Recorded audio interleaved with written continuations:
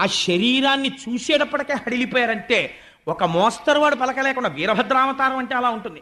అభ్రం లిహాదభ్ర విభ్రమ భ్రభ్రమ కృనీల దీర్ఘ శరీరమర, అటువంటి అంటే స్వరూపం అది. పుట్టగానే ప్రజ్వల జ్వలన దీప్త జ్వాలిక జ్వాల జజ్వల్యమాన కేశములు మెరయ, మిరిసిపోతున్నటువంటి జుత్తు, జండ దిగ్వేదండ శుంఠాభ దుర్దండ సహస్రధృతి హేతి సంఘమొప్ప, అటువంటి వాడై ఘన కపాలస్తి మలికలు తనరా, పెద్ద కపాలమాల ధరించాడు. వేసుకుని పెద్ద ఉద్వేగంతో ఒక్కసారి దూకాడు.